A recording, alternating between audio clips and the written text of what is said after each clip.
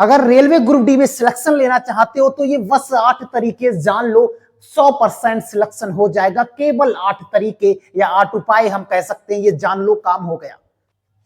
जय हिंद दोस्तों, नमस्कार। कैसे हैं आप सब लोग? आशा करता हूं बहुत अच्छे होगी। मैं विष्णु आपका हार्दिक स्वागत करता हूं। दोस्तों, आपने ग्रुप डी में फॉर्म डाल दिया होगा, आशा करता हूं ये, और आप सोच रहे हो तैयारी कैसे किया जाए। फॉर्म तो डाल दिया जैसे तैसे करके, पढ़ाई छोड़े बहुत साल हो गया, कैसे पढ़ाई करें, क्या करें, कैसा। भाई मेहनत करनी पड़ेगी, ऐसे नहीं हो जाएगा। सारा खेल सिस्टम का है, सारा खेल सिस्टम का भी है और सब पूरा खेल प्रैक्टिस का भी है। अगर आपका प्रैक्टिस बहुत तगड़ा है तो आपका रेलवे में पक्की नौकरी हो जाएगी। 8 तरीके भी मैं बताऊंगा आपको, साथ में 8 तरीकों पर अगर आपने काम कर लिया तो निश्चिंत हो जाइए। और प्रैक्टिस का पूरा खेल रहेगा। लगभग 60 से 70% बच्चों का जो सिलेक्शन होता है ना, वो प्रैक्टिस से ही होता है। बाकी 40% में से, जो 40 बच्चे ना, 40 और 30 में से 10% का सिलेक्शन तुक्के में ही हो जाता है। 10% ऐसे लोग होते हैं, अपवाद कह सकते हैं, उनका सिलेक्शन तुक्के में हो जाता है, लेकिन आपका सिलेक्शन तुक्के में नहीं होगा। मेहनत तो करनी पड़ेगी। सारा खेल प्रैक्टिस का है। प्रैक्टिस कहां से करेंगे, इसका मैं बेस्ट उपाय बता रहा हूं। उसके बाद मैं आगे बताऊंगा, 8 तरीके बाद में बताऊंगा। प्रैक्टिस के लिए आपको क्या करना है, तो सबसे पहले हम सिलेबस देख लेते हैं। सिलेबस क्या है आपको पता है? विज्ञान के 25 क्वेश्चंस आने, मैथ के 25 क्वेश्चंस आने, 30 क्वेश्चंस रीजनिंग के आने हैं और 20 क्वेश्चंस जीके जीएस के आने हैं। अब आप कहोगे सर विज्ञान में कौन कौन से टॉपिक आते हैं, गणित में क्या आता है, रीजनिंग में क्या आता है, और जीएस और करंट अफेयर्स में क्या आता है, ये भी मैं बताऊंगा आपको। लेकिन उससे पहले ये मैं बताऊंगा इनकी प्रैक्टिस कहां से करोगे आप, टॉपिक वाइज प्रैक्टिस कहां से करोगे। तो आपको गूगल पर आना है।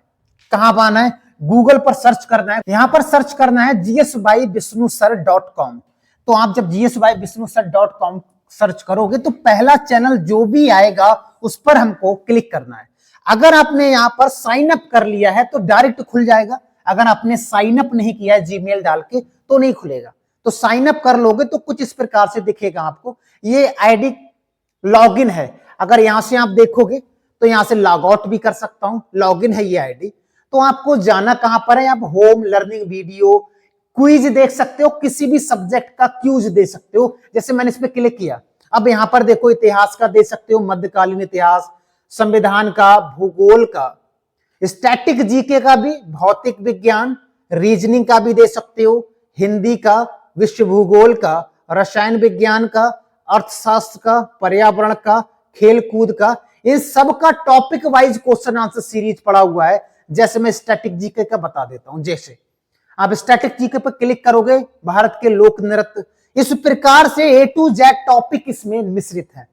जैसे भारत के लोक नृत्य पर मैंने क्लिक किया, अब आप देखोगे भारत के लोक नृत्य पर, जीमेल दोबारा से खोल लेते हैं। कभी कभी लॉगिन करने को आए, दोबारा से लॉगिन कर लेना, ठीक है। क्विज पर हम आ जाते हैं। क्विज पर हम कहां पर थे? मान लेते हैं हम स्टैटिक जीके पर थे। स्टैटिक जीके पर आ गए और हमारा पहला टॉपिक था भारत के लोक नृत्य। हमने इस पर क्लिक किया, मान लेते हैं। अब आप देखो स्टैटिक जीके क्यूज 1, 2, 3, 4 इस प्रकार से आएंगे। मैं एक पर आपको क्लिक करके बताता हूं। मान लेते मैंने एक पर क्लिक किया और ये क्वेश्चन आया कि निम्नलिखित में से किस नृत्य रूप की उत्पत्ति सब में हुई है? मुझे नहीं पता। मैंने इस पर क्लिक कर देता हूं। 10 क्वेश्चन होंगे एक उसमें। मैंने 10 क्वेश्चन ऐसे ही क्लिक कर रहा हूं और कुछ छोड़ देता हूं मैं। देखता है कितने सही बैठते हैं और आपसे इससे क्या फायदा मिलने। फिनिश कर दिया। जैसे ही आप फिनिश करोगे तो नीचे आप देखो टाइम लगा है 21 सेकंड का। मैंने अटेम्प्ट कितने क्वेश्चंस किए हैं? यहां पर देखो मैंने अटेम्प्ट किए हैं 7 क्वेश्चन। एक सही हुआ है और 6 गलत हुए हैं। ये पूरा रिजल्ट निकल के आया जो हमने क्यूज दिया है। अब हमने इसको दे दिया। अब हम नीचे देखेंगे कौन से गलत हुए हैं, कौन से सही हुए हैं, क्वेश्चंस भी हैं। समझ रहे हैं ना? इस प्रकार से आप क्यूज दे सकते हो और यहां से क्वेश्चंस, यहां पर क्वेश्चंस पे आओगे और देखोगे प्रत्येक सब्जेक्ट का topic wise question answer series है। प्रत्येक सब्जेक्ट का यहां से आप प्रैक्टिस करना। उसके बाद में आपने कोई भी क्विज दिया तो हमें यह नहीं पता है कि हम किसमें सही हैं, किसमें अच्छा कर रहे हैं, तो आपको याद करने का जरूरत नहीं है। इसको आप लीडर बोर्ड पर छोड़ दो। इस लीडर बोर्ड में आप देखिएगा, इसमें रैंक शो करेगा, जितना प्रैक्टिस आप करोगे यहां पर दिखेगा, और डैशबोर्ड में आपका दिखेगा कि आपने कब तक क्या किया है, कितने क्विज दे दी, कितने क्वेश्चंस किए हैं, कितने अटेम्प्ट किए हैं, ये सारा एवरेज दे देगा। आपने वैल्यू आपकी क्या है, ये सारी चीज यहां पर आपको बता देगा किस प्रकार से, और कितने सेट दिए यहां पर आपका दिख जाएगा।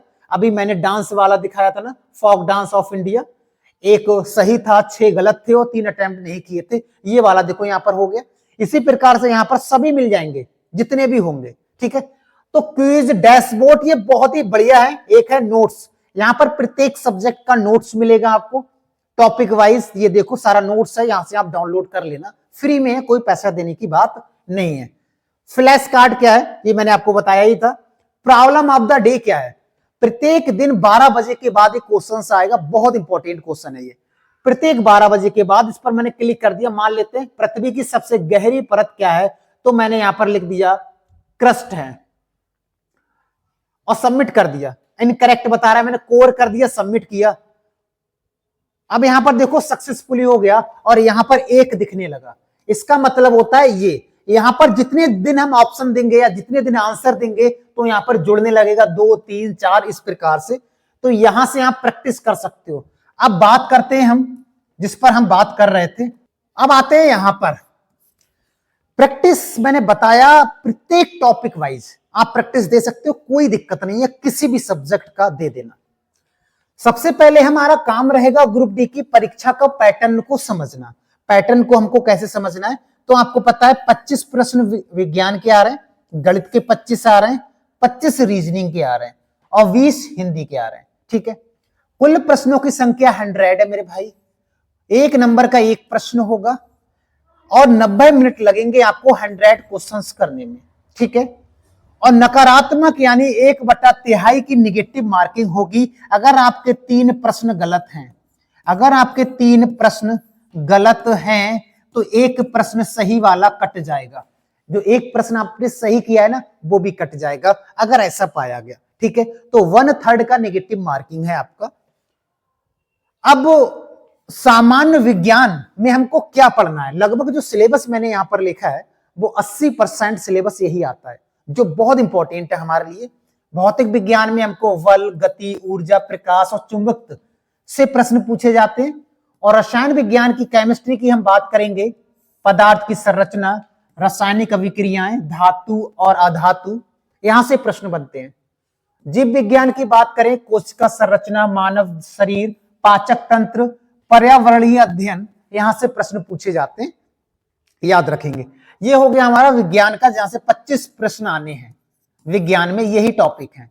ये टॉपिक जो लिखे हैं ये मोस्ट इंपॉर्टेंट टॉपिक है, यहां से 80 से 90% प्रश्न आते हैं। बाकी जो 10% है और भी कुछ टॉपिक्स में मिक्स कर दोगे वो आ जाएंगे। तो हमको 80% को नंबर लाने, 80-90% बहुत है, 100% कोई नहीं लाता है। तो हमने वही टॉपिक लिए जो बहुत इंपॉर्टेंट है हमारे लिए। नेक्स्ट बात करें जीएस की, जीएस में क्या क्या आता है और जीके जीएस में क्या क्या आता है, आओ देख लेते हैं। विज्ञान या साइंस एंड टेक आती है, खेल यानी जिसको हम स्टैटिक जीके में कह सकते हैं, ये खेल का पूरा प्रैक्टिस मैंने दिखाया था ना आपको। संस्कृति का पूरा प्रैक्टिस है वहां पर, और इन सब्जेक्ट का टॉपिक वाइज प्रैक्टिस आप वहां पर वेबसाइट से कर सकते हो, फ्री में, कोई पैसा नहीं देना है।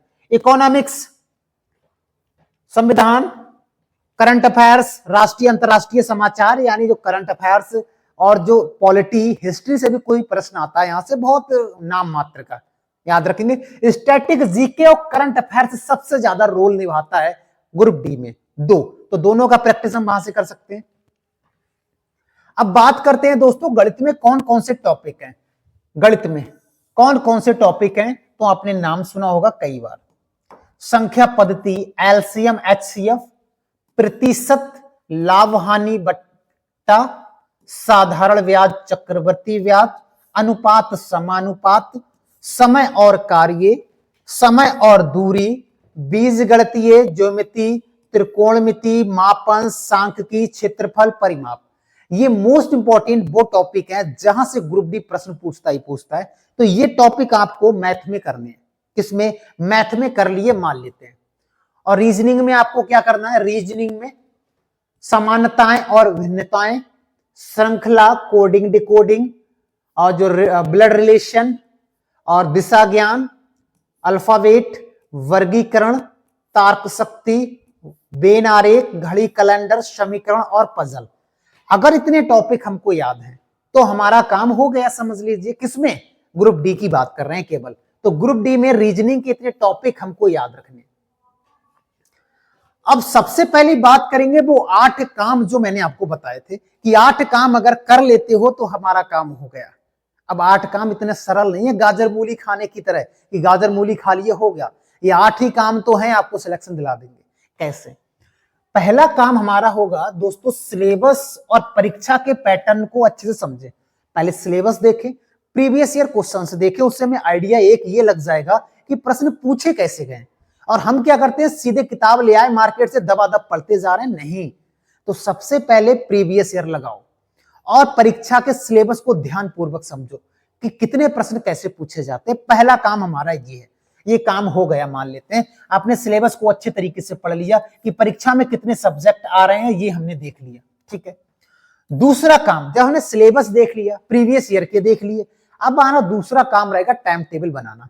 तभी तो पढ़ाई करोगे। टाइम टेबल वो आप अपने हिसाब से भी बना सकते हो, जैसे भी, क्योंकि हो सकता है आप देर रात तक पढ़ने वाले हो या हो सकता है आप सुबह जल्दी उठकर पढ़ने वाले हो, तो टाइम टेबल आप खुद बनाना। यहां पर रोज 6-7 घंटे अगर आप पढ़ाई करते हो तो 3 महीने में पूरा सिलेबस हो जाएगा। अगर हमको 6 महीना सिलेबस करना है तो 3 से 4 घंटा अगर रोज पढ़ाई करोगे तो 6 महीने में हमको सब कंप्लीट सिलेबस कर दोगे। ऐसे समझिएगा आप। ठीक है, सुबह का समय अगर आप मैथ और रीजनिंग के लिए लगाते हो तो बेस्ट है। ये कहा जाता है कि जल्दी याद हो जाता है। बाकी आप जब भी आपको समय मिले तब प्रैक्टिस करना। ठीक है, तो दूसरा काम हमारा टाइम टेबल बनाना। आपने टाइम टेबल बना लिया, उसी का पालन करेंगे। ऐसा नहीं 2 दिन तो कर लिया, तीसरे अरे यार कल पढ़ लेंगे, परसों पढ़ लेंगे, दावत आ गया, शादी आ गया, वहां चलेगा, ऐसा नहीं चलेगा भाई। ठीक है, गणित के लिए रणनीति क्या रहेगी भाई? जितने भी गणित के टॉपिक मैंने बताए हैं उनके लिए रणनीति क्या रहेगी? रोज कम से कम 20-30 प्रश्न। वैसे तो डेली आप 50 प्रश्न करोगे, और जब डेली का 50 करोगे तो महीने का कितना हो गया, और 3 महीने का कितना हो गया। तो इसी प्रकार से इतने ही प्रश्न पूछे जाते हैं। ठीक है, तो पर डे लगभग 50 क्वेश्चन मैथ के आपको सॉल्व करने ही करने हैं। वो कोई से भी टॉपिक के हो सकते हैं। रीजनिंग की बात करें तो रीजनिंग में पहले तो आप सिलेबस कंप्लीट करोगे। जितना भी ये सिलेबस है, कोडिंग डिकोडिंग, ज्ञान वाला, रक्त वेन आरेख, पहेलियां, सिलेबस कंप्लीट कर लिया। सिलेबस कंप्लीट करने के बाद हम मॉक टेस्ट लोगे। मॉक टेस्ट आपको कहां मिलेगा? gsbyvisnusar.com वेबसाइट पे, गूगल पर मॉक टेस्ट भी वहां से मिलेगा। और रोजाना कम से कम एक मॉक टेस्ट लगाओ। रोजाना एक तो लगाओ भैया। अगर एक लगाओगे और जहां पर आपको दिखे, जहां पर आपको गलतियां लिखें कि यहां पर हमारी इस टॉपिक से गलती हो रही है, उसी टॉपिक को सुधारने का काम करो। ये सबसे तगड़ा सूत्र है।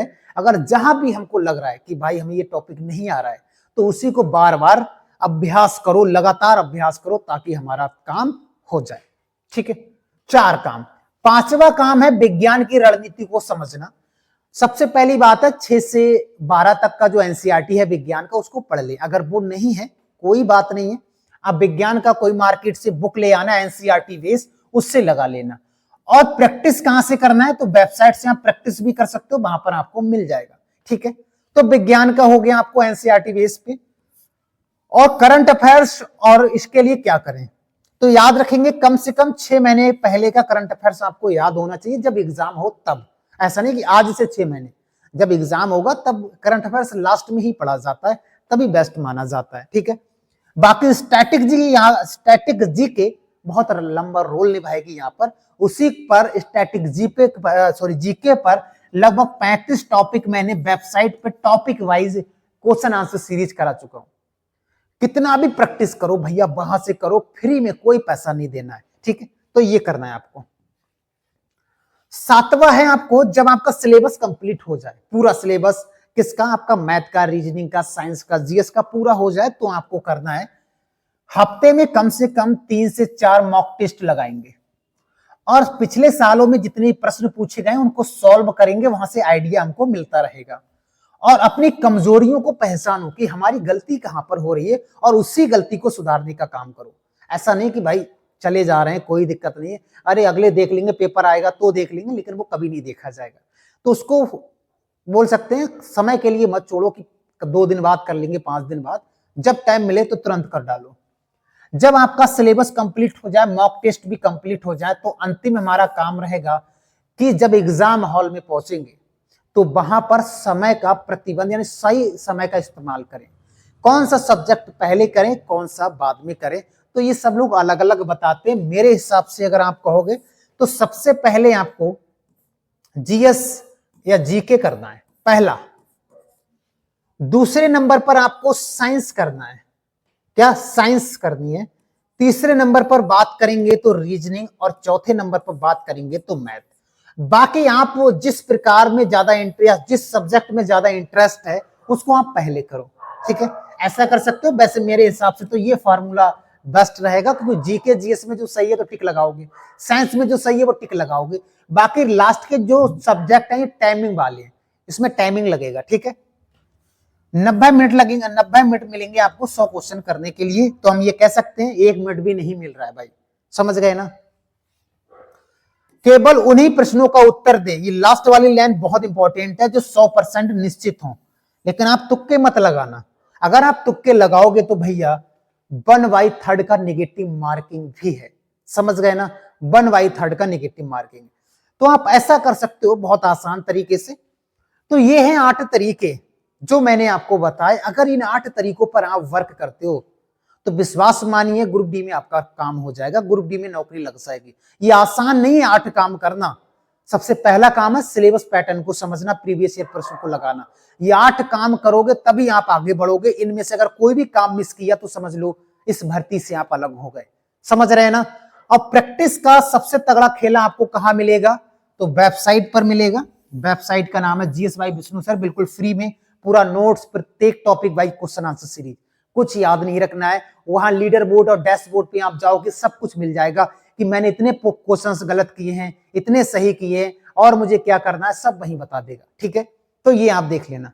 बाकी चैनल पर नए हो तो चैनल को सब्सक्राइब जरूर कर लेना, क्योंकि इस चैनल पर मैंने जीएस के सभी टॉपिक मैराथन के हिसाब से कंप्लीट करा रखे। आप देखोगे तो आपको जरूर मजा आएगा। बाकी कमेंट करके जरूर बताना क्या लगा, ग्रुप डी में होगा या नहीं होगा। बाकी मिलते हैं नेक्स्ट वीडियो में, आज के लिए इतना ही। जय हिंद दोस्तों।